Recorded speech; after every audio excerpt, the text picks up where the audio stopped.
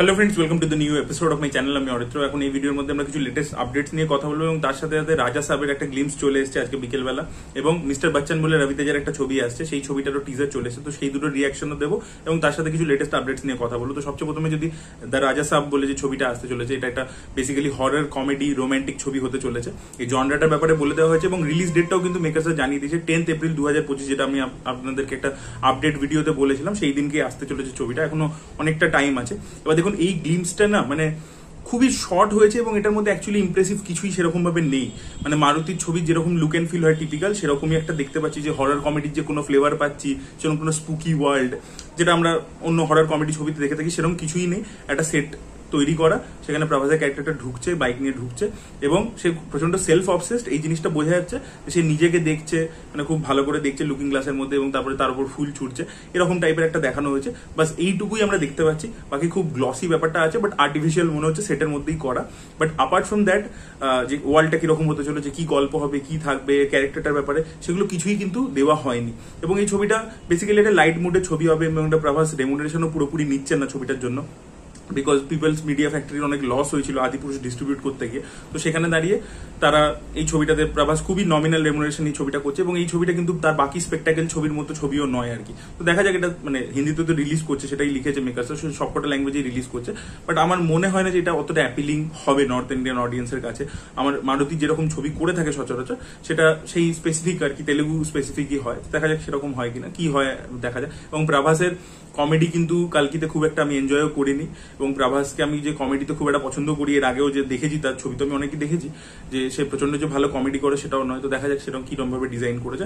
আমার এই গ্লিমসটা থেকে যে প্রচন্ড কিছু পেলাম, ভালো কিছু, সেরকম কিন্তু নেই, টেক হবে সেরকম কিছু নেই। এবার যদি মিস্টার বচ্চনের টিজারে চলে আসে, এর টিজারটাও না বড্ড ওভার দ্য টপ হয়ে গেছে। দেখুন, আমি জানি যে তেলেগু সিনেমা মানেই তারা একটা মশালা জিনিসপত্র আনবে, তারা সাবজেক্টটা নিচ্ছে মানে অ্যাডাপ্টেশন করছে, গল্পটা নিয়ে তারা পুরোপুরি চেঞ্জ করে দেবে। তার মধ্যে দেখবেন স্পেশাল 26 সুরিয়া করেছিল তামিলে, কিন্তু অনেক কিছু চেঞ্জেস করে দিয়েছে। বিঘ্নেশ শিবনে ডিরেক্ট করেছিল, প্রচুর চেঞ্জেস করে দিয়েছে ওটার মধ্যে। কিন্তু তাতে কি হয় না, আমি ধরুন স্পেশাল 26-এর রিমেকটা দেখেছি, আমার ভালো লাগেনি, আমার জন্য জমেনি ছবিটা একেবারে। অরিজিনাল ছবিটা একদম পুরো মানে একটা ক্রাইম ফিল্ম আর কি, প্রপার একটা ক্রাইম কমেডি ছবি আর কি। তো সেটার না কোথাও গিয়ে এসেন্সটা নষ্ট হয়ে যায় গান ফান ইত্যাদি ঢোকা দেখে। সেম ভাবে রেড হচ্ছে কি, যে একটা অফিসার গেছে, একটা অনেস্ট অফিসার, একটা কোরাপ্ট পলিটিশিয়ান, তার বাড়িতে রেড করছে, একটা দিনের গল্প। এটা হচ্ছে একটা জনরা স্পেসিফিক গল্প।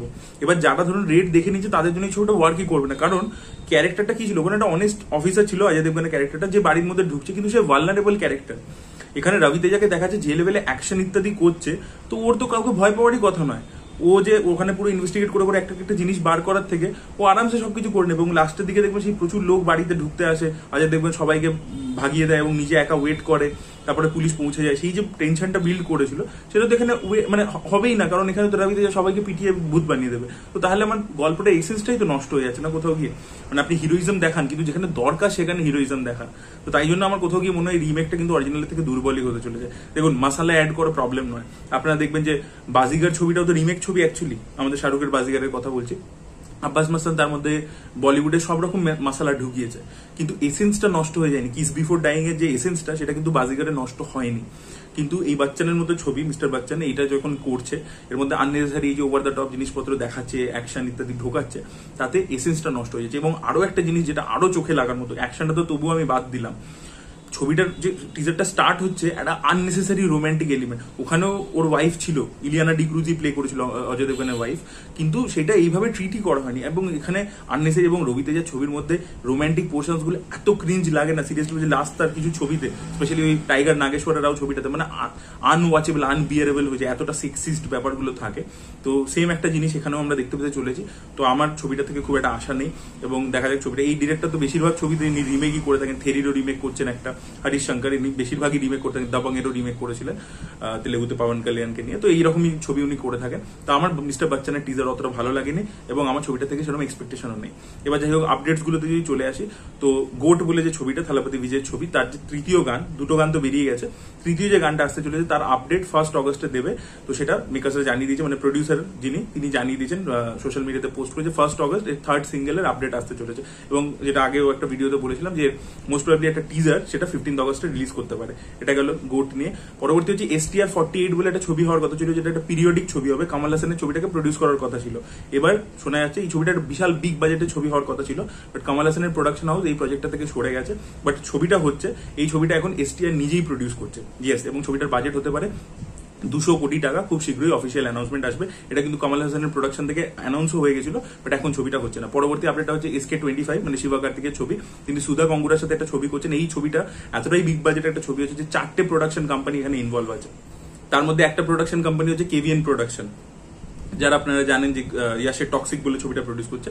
আর এছাড়া আরো 2-3টে মাভিরেন যারা প্রডিউস করছে তারা রয়েছে। সুধা গঙ্গুরার নিজের প্রোডাকশন হাউস রয়েছে। তো ডিসেম্বর মাস থেকে এই ছবি শুটিং শুরু হয়ে যাবে। এটা পলিটিক্যাল বেসড ছবি হবে এবং ফার্স্ট শিডিউলে 15 দিন শুট করা হবে। আপডেটটা হচ্ছে শাহরুখ খানের দ্য কিং বলে ছবিটাকে নিয়ে। তো এই ছবিতে একটা অনেকগুলো মাল্টিপল অ্যান্টাগনিস্ট থাকতে চলেছে, যার মধ্যে অর্জুন দাসেরও নাম আমরা শুনতে পাচ্ছিলাম। অভিষেক বচ্চন তো মেন ভিলেন হতে চলেছে, বাট এবার শোনা যাচ্ছে এই ছবির মধ্যে আমরা SJ সূর্যাকেও দেখতে পেতে চলেছি। সেও একটা one of the antagonist play করবে। এবার SJ সূর্যার এটা দিয়ে আর কি বলিউড ডেবিউ হচ্ছে বেসিক্যালি। তো দেখা যাক SJ সূর্যা একটা দারুণ পারফরমেন্স দেয় তামিল ছবির মধ্যে, তো সেটা কতটা সে হিন্দি ছবির মধ্যে দিতে পারে। পরবর্তী আপডেটটা হচ্ছে কেডি দ্য ডেভিল বলে ছবিটাকে নিয়ে। তো এই ছবির মধ্যে সঞ্জয় দত্ত থাকতে চলেছে, এরকম আপডেট তো আপনাদেরকে বহু আগে দিয়েছিলাম। তার যে লুকটা সেটা আজকে রিভিল হয়ে গেছে। সে একটা পুলিশ অফিসার প্লে করছেন, ঢাক দেব বলে নাম হতে চলেছে ক্যারেক্টারটা।